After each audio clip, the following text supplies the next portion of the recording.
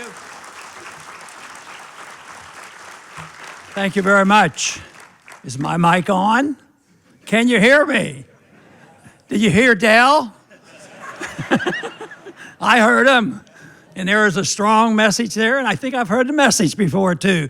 Dale, you did a great job, as all of you have done, because I think our energy comes from the people who come and say, we want to, forward and advance our understanding of what liberty is all about. But actually, you participate just by being here, because all of us need a little bit of help, a little bit of encouragement. So I want to thank all our speakers and all our people who have been involved and all our guests today. I know there's some new guests here, and that's wonderful too. But one thing I'm not going to try to do is top Dale. I think he had it. But it will be the same. It'll be the same challenge, maybe worded slightly differently. But the points he has made on this, using an example of the vaccines and the lockdowns and all the baloney that has gone on, I think it's very important, because I think I can make 2 points specifically on this, because the marching orders are for us to go and continue to tell the truth and energize people and change things, and I think that's good. But on the principle that I look at on something like this, people will ask when we've described we've had problems, and they'll come up and say, well, what am I going to do? I agree with everything you say. So exactly what should I do? And well, I said, it does seem very complex. It seems to be overwhelming. Where do you start? And I said, well, it is tough. There's a lot of problems out there, and mostly, created by the government. I said, but if you have trouble on figuring out where to start, why don't you start with the Constitution? If we have a problem, why don't we start with the Constitution? Now, the one thing that this whole thing about the pandemic has brought attention to me and so many others is, the destruction of the medical care in this country, the total destruction of the doctor-patient relationship, and how that should be the responsible way of trying to figure out, well, should I do this or do that? And you say, yeah, but that doctor might make a mistake. If you have all that responsibility, you might make a mistake. That's why you need government to help you make these decisions. And we'll do this, and we'll have a lot of research done, and we'll have the drug companies help us, and all these wonderful things they'll do. The big problem with there is that is a corrupt system, and let's say they purposely do something, or they do it by accident, like they make a mistake. In anything that we talk about, when you turn it over to the government, the individual who has the most power and clout, when they make a mistake, everybody suffers. The citizens have to live under it. But if you have the responsibility of your own medical care and responsibility for your own life and what you read and what your habits are and all these other things, then if you do something wrong, it is true, and some people don't like this about a free society, it affects you, and you'll suffer the consequences. If you don't take a job and you don't work, and it hurts you because you won't work, well, that's your responsibility. It's not your responsibility or your right to go and steal from somebody else. So I think the one way to handle that in a technical way or a constitutional way is we talk a lot about the First Amendment, and we've heard a lot about the First Amendment this last day, and we have to continue language and talking and reaching out to people. But the whole thing is the Constitution is written in Article 1, Section 8. I think we neglect Article 1, Section 8 a whole lot, because they're trying to design something, putting the responsibility on the people, and then they say, well, be specific that there will be some explicit things that you cannot do, and some that you can do. Very, very explicit. But what happens is instead of looking to Article 1, Section 8, what the left does, they do it constantly. You hear it every day on the television. They say, oh, you're a constitutional, big deal. But tell me where it tells me I'm not allowed to do this. because their interpretation is that anything the Constitution doesn't explicitly say, you cannot have government medicine and explicitly say it, then you can do it. So anything that hasn't been denied by the Constitution, and that means everything else is what they do, what they want to do, they're able to do it. So I think that's one rule that would have to be changed. We can't say that, and that's why the courts are helpful at times, and we still have to hope we get some support there. But that's why the courts can go, in the wrong direction all the time, because they misinterpret, either because of total ignorance or because they want to do it on purpose to redesign the system. But there's another principle that we could apply for problems like we have faced, and how do you do it? Of course, I and many others, everybody in this audience, and even you who come, and that is through the educational system, to know and understand. And I am a strong believer of that. And Jeff is here with us today from the Mises Institute. I praise the Mises Institute highly, because that has given us a place to go to get the explanations we need. I do believe that a lot of people out there, they might be careless and they might be lackadaisical, but when they get a problem, they do want to know the truth, and there's a lot of truth in an organization like the Mises Institute. But there's I can take that and apply that principle to something that I think is very valuable to us, and that's what I call the Bastiat principle. And most people in this audience have heard of the law, and it's not complicated. It's a little bit easier to read than human action, and but the law is very simple. It says merely that basically, if you and I can't do it, and the government has a lot of rules on us, and they've been there a long time, all the way back to this Sumerian code, and Hammurabi and the Ten Commandments recognize the fact that you're not supposed to kill people, you're not supposed to lie. It existed originally. As soon as man started recording some of this, it seemed like there was a perception of what a higher law was all about, and they had these rules in there. But today, and Bastiat wrote it in the 19th century, in the 18th century, I mean, and when he wrote this book, he said, it's very simple. If the rules and your conscience tell you that you're not supposed to do something, if you need some stuff, if you don't have a car, and your neighbor has 2 or 3, and you think, he has too much. I think I'll just go take one. But most people, even the ones who are very corrupt in their thinking, and they have another way of doing it. No, most people still recognize, fortunately, that you're not supposed to do that, and that's the wrong thing to do. Even though I think that general rule that I usually say, most people know this. In this last year or two, I've been wondering if anybody knows that's true. It looks like they still do a lot of robbing and killing. But I would say if you recognize that, just apply that to the government. If we can't steal a car, we can't steal food, we can't tell people what to do, we can't, everything that we can't do with our neighbor, why in the world do we allow the government to get involved and then play games with us for financial reasons and for the fact that the corporations benefit from this, the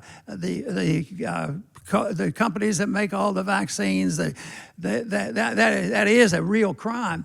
But the military-industrial complex is the very same. But I would say that we might do a lot to cancel the military-industrial complex by changing our foreign policy to that of non-intervention and not occupying and telling the people about we don't need an empire.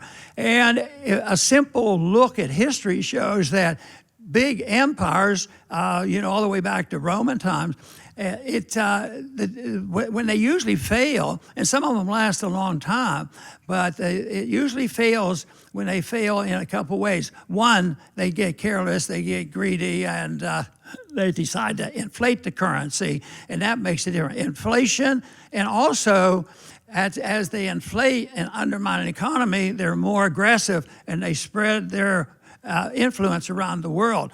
I mean, can you think of, my guess is that this room would be pretty well informed about where we might be. You know, some people in this country are still figuring out, what's this Ukraine business? and they'll come up with a good solution. They say, why are we worrying about the borders in Ukraine? I thought maybe we ought to deal with our borders here at home, you know. So the people know this, and this is to me, I think it's wonderful, the people waking up.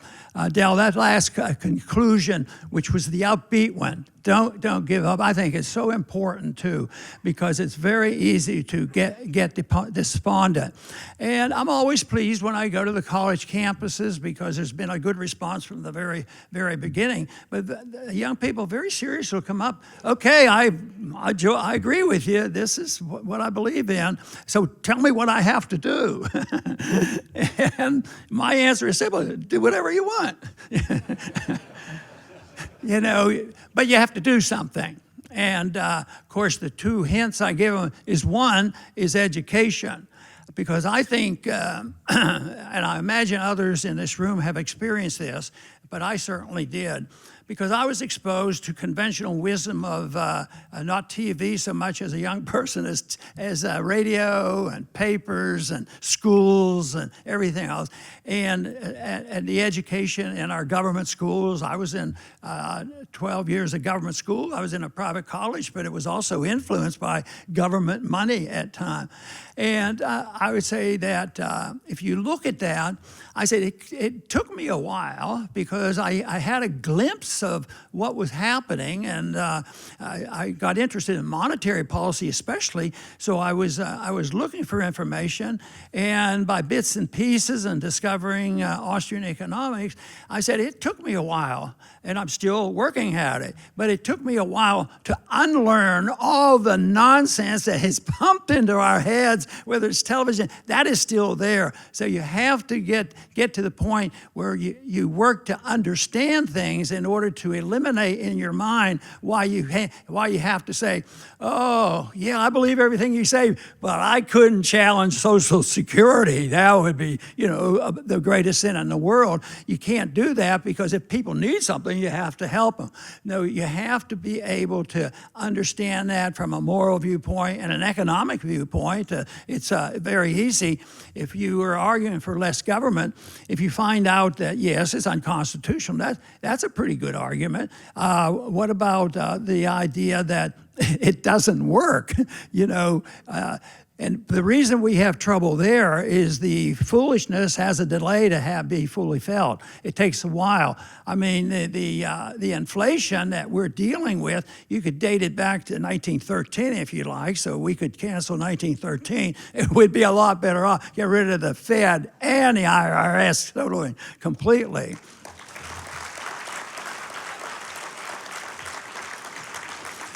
But it takes a while, you know, to transition, and it is true. I think it is definitely, there is an opportunity because people are waking up. I just love the stuff that occurred, and we covered it on our program on the Liberty Report, and that has to do with a true positive awakening of parental responsibilities.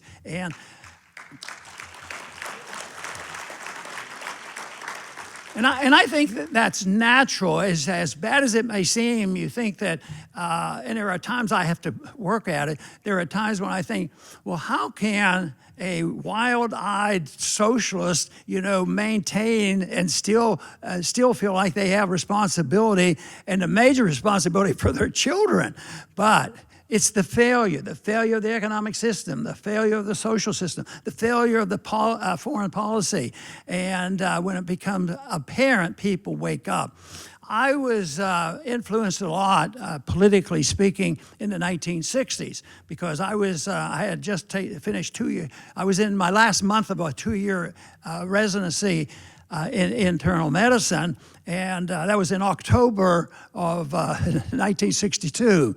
And I'm sure somebody here remembers 1962, and there were a few missiles about to fly. So I got my draft notice. But I want to tell you, when I campaigned around the area, and I'm supportive of the principle that you defend a country, but I would go to some veterans groups, and I would talk about what's going on, and I said, well, I think that it's very important that we do follow and have national defense, but I'll tell you, it was difficult to say that, and I would throw this in. This was a little bit of politics, and I would say, because there is this undeclared value in a veteran going campaigning. Oh, he's dedicated. The only thing I resented the most was thanking me for my service. I said, no, you don't have to thank me. I tell you, it was coercive. I was drafted. So I told him, yeah, if you're drafted. So at these at the veterans meeting, I would say, my introduction dealt with, I was in the military, and I actually ended up in the Air Force for 5 years of reserve status and active status. And I said, but I have to confess, I said, I was drafted. And I got my draft notice. I remember it very clearly, the draft notice. I was still in Detroit at Henry Ford Hospital. And the notice said, I'm ad-libbing a bit. You are hereby drafted into the Army as a buck private. Wow, that caught my attention. So I read a little bit more and checked out. Unless you volunteer, and if you volunteer, then you can get a captain. You can be a captain, and you can practice medicine. I said, well, if they're going to drag me off, I might as well capitulate. So I always told them, I said, I immediately became a volunteer. Volunteer. And I did. It was a period of time all through the 60s. That was the process leading up to the 70s where I really got fascinated with the economics and the monetary system. But it was something that I thought was, it turned out, because I didn't fight it, and I had a lot of responsibility. As a flight sergeant, had a responsibility of flying around the world and watching what happened, but I also had visualization of where we were and what we were doing. You can't believe. And back then, we were still in airplanes that were built in World War II, and I rarely went on the trips around the world in jets. As a matter of fact, I don't remember it back then, and so they were slow. But we were delivering parts for nuclear weaponry and all of this. I mean, the Vietnam War was going on, so I went to these places, but it was sort of stop and unload and that sort of thing. So there was some value to it, and a travel value, and some images that I have. I remember one image that I always thought was a little bit entertaining. We were bosom buddies with the Pakistanis, but we didn't like the Afghans even back then. So we had a base in Pakistan, and I remember us making this hopping all through the Mediterranean, and we got into Turkey. Then we went to Pakistan, and then going from Pakistan, the more senior officers who had been there a couple of free times, he said, oh, the one thing that we like to do when we're here in Peshawar, I think it was called, we like to drive up to the Khyber Pass. Of course, Khyber Pass, I've never been there. So it was about an hour or so drive out through some mountains and all. And I can remember going through all these really rugged mountains. And this was an experience like this. But the more experienced officer says, you see that? See those mountains? They look barren, don't they? I said, yeah. He says, there's a lot of tribes up there, and there's a lot of people up there, believe it or not. And he said, and you know what? he says they've never been conquered. and I could understand why. But anyway, we got to the Khyber Pass, and they had like an exchange there. It was secret exchange. It was underground cave, and it was there sort of east met west. They got together and they brought their products together, and the Americans would bring things that they knew they could sell to the east, and the east brought, they might find vodka or something like that. We'll buy that. But there was a lot of exchange. It was sort of like a department store. So just going there was interesting. And then I got to thinking, I said, we're out there and the Cold War was going on and we were hauling nuclear weapons around. But it's sort of typical about the inconsistencies of all this warmongering. So I said, we're down here and they're trading, doing what normal people would do, but they had to hide in a cave, and up above, they're up there shooting and killing each other. But there was always, and I think that exists all the time, there's always the black market, and it gets around it. So there's a strong urge for people to trade and get along, and there's too much of a willingness to go along with those who are much more aggressive and will invest more time and energy in getting into the government to be richer and more powerful and all the different reasons, and some who are just scared to death. How do these pandemics and all this nonsense from our government, they have to scare people. Fear is the thing that they use. So I saw that, of course, all through the Vietnam War and how they get people scared to just go along. But I remember so clearly, though, when things finally shifted on Vietnam, and that was what we like to see and do and encourage, is the people have to speak out. It were rough times in the 60s because there were demonstrations here at home, and the people finally said, we've had enough of this war. And back then, there was only one thing that was slightly better than now, is that there were progressives back then that were anti-big corporations, and they were anti-war and militarism. But back then, they would help organize. So it was a little more difficult if you were labeled conservative or constitutionalist. Then how can you deal with those people who are anti-war? But that's why we have a better deal going on right now. They've weakened. The progressive movement has definitely weakened. They're not anti-war like we'd like to see them.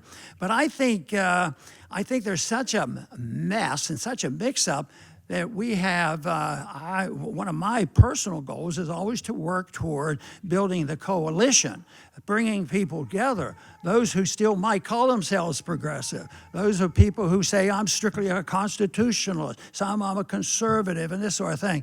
But they're coming around. I meet them more. They're getting a little bit sick and tired of it. So they finally got sick and tired of Vietnam, and they demonstrated here, and the war ended.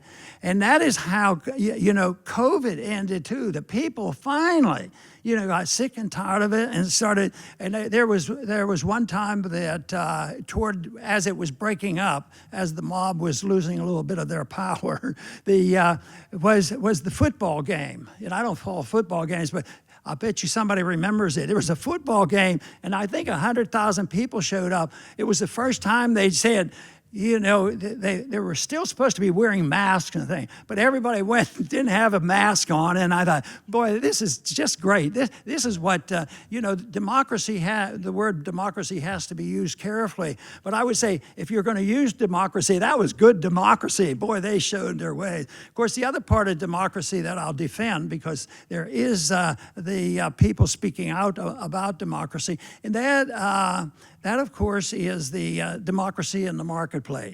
I mean, the whole idea of people living in a marketplace, even when there are wage and price controls and all this government, there's always the market. And but in a free market where things are going well, the people who are voting in a democratic way is, I'm going to buy this, I'm not going to buy that. And if you make profit, you get rewarded for this. But we have so much intervention now that it's just a big mess. And I'm pretty amazed about what's happened in the last 20, 30 years, because there was a time in my lifetime that I thought both parties didn't preach and beg and plead for protectionism. And both parties sort of agreed with that, and the economists were more in agreement. Now it's a race on. You can't take them off, and they might have 20 sanctions on already. We think, we're going to solve this whole problem over Ukraine if we just put one more sanction on Russia, and it's going to solve the whole problem. So the sanction business and the free market, and the reason I talk about that is I think it's such a solution. I still think of the cave at Khyber Pass. People I never saw a gun down there. They were just there exchanging, and that's what we need. We just need this right to live in a free society. That's what the founders wanted, but there's been a lot of talk. And right now, though, I think that people, because they're getting very, very concerned that there is going to be a lot more interest in it. And, I've never joined in the chorus when the people would say there's an election coming up. And over the years, people say, this is the most important election ever in the history of the country, so get out and vote. And I think, they say they didn't care what, but just vote, just vote. And they're not saying that. They only want the people that are going to vote for them. We'll bribe you to go out and vote for us, but they never do that. They just say, just get out and vote. But the voting and what's going on, I generally don't believe elections solve nothing a miracle about it. Certainly, I am very hopeful that things can improve and maybe back off. But right now, I can't be very optimistic about, a turnover of political parties that will have a more sensible foreign policy. Because I don't have any confidence that that's going to happen.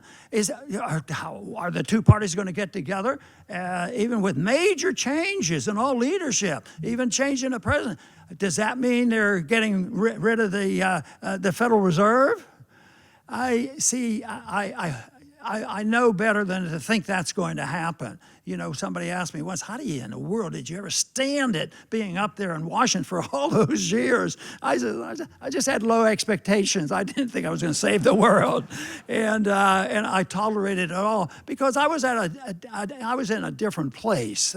I was still thinking about reading Human Action and why there are economic answers to our problems, and it's tied into personal liberty. So you could deal with it. Mises was keen on developing his whole system around economic policy, but you could do it just on a moral principle that you can't commit aggression against people. So I really believe strongly in the libertarian message and the emphasis that you can't commit aggression against anybody else.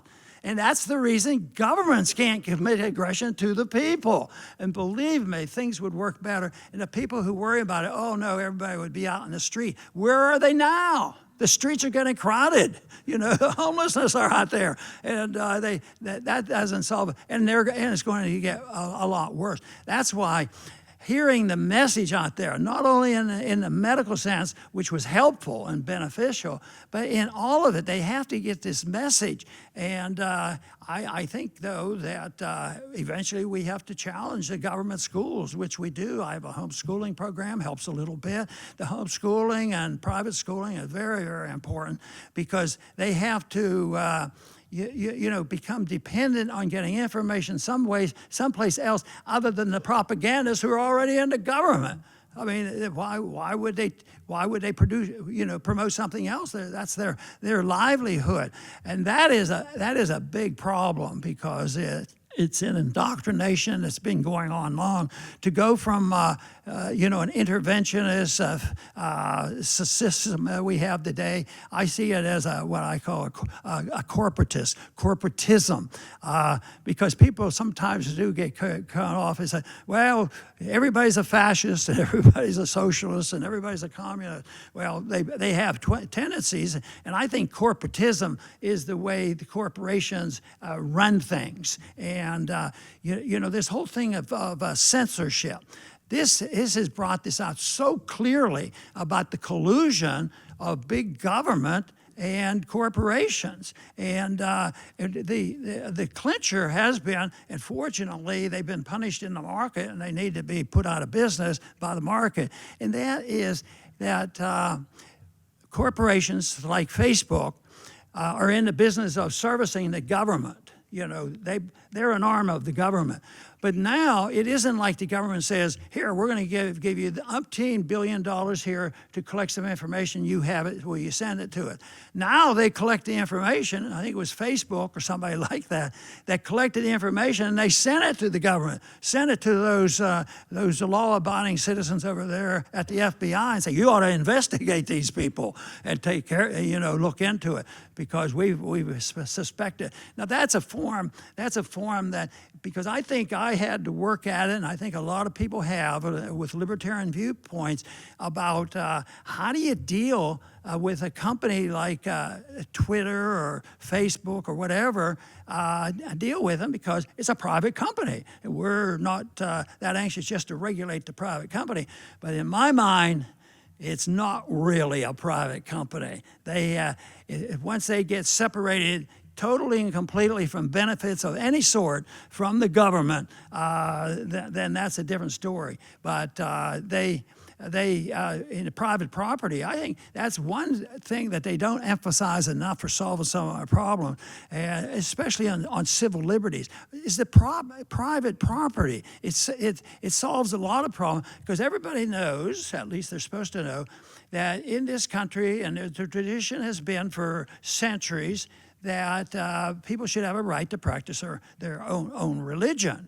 And there's a freedom of speech. But freedom of speech doesn't mean that if we're in a church gathering, that somebody walks in the door and said, oh, I don't believe anything you say, I want equal time. Well, people would laugh at them on that. I'm going to have equal time. It's the property that protects it. So I don't think you can solve that problem unless you emphasize property. And that's been difficult. They confuse the whole principle of property with the social medias and even our broadcast networks, licensed and controlled and had to follow the rules. But they would be monitored, and that would be monitored by the marketplace because they shouldn't be forced. They should have the ability to remove their pornography.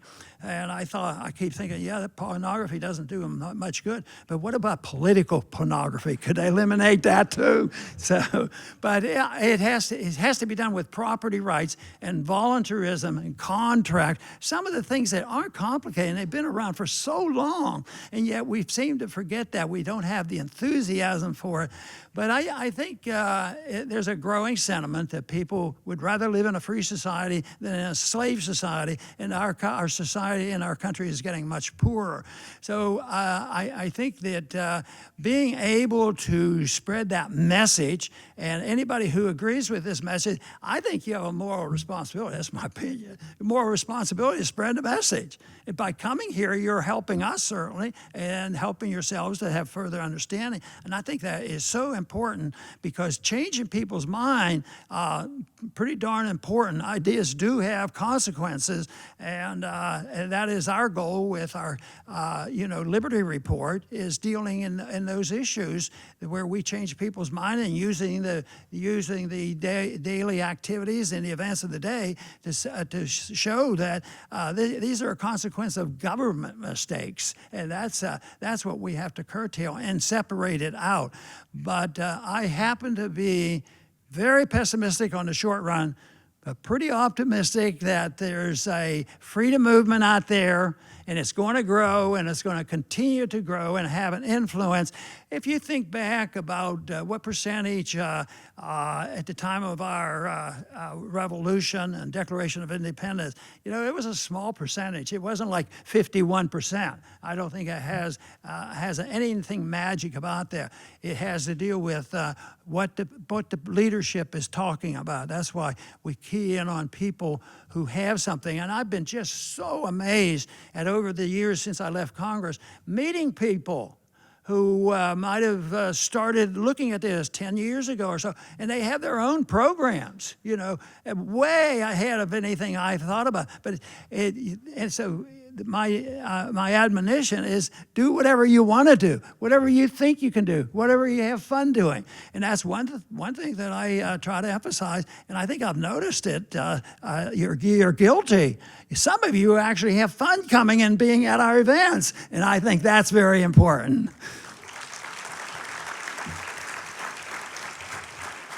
Especially since we don't have a crystal ball, we know exactly what will happen. Maybe we'll have a total victory tomorrow and we can all take a rest. But that's not going to happen. It's going to be around for a long time, the problems of human nature. I happen to have a strong belief in a higher law, and that people are capable of understanding the higher law, and they have. Even before the 10 Commandments and before Hammurabi, there was an understanding of something above, the mere individual who wants to control other people's lives. And I think it's very clear, and it's been throughout history. So I think that there are people out there, and sometimes they're just waiting for what was exciting moments when we would see some irate parents finally get off their duffs and going to a parent and teachers meeting, and somebody stands up and gives them what for, you know. That is what we like to see, because that is a tremendous benefit. And I think we all have an opportunity to do that. We all have an obligation to do it. And I think the one superior type of thing that I think about for my own behavior is I think we should always seek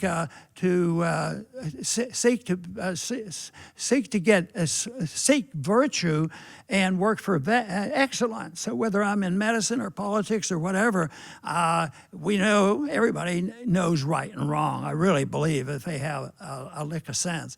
then in excellence, why?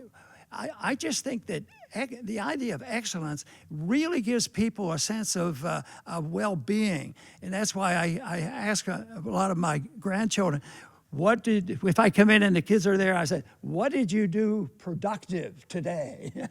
So they know I ask that question. Productivity and accomplishing thing is very good. So I hope you enjoyed our conference, and I hope you felt like it was a productive effort, because we believe very sincerely in your participation, and what we're doing is very productive, and we each have that obligation. Thank you very much for being here.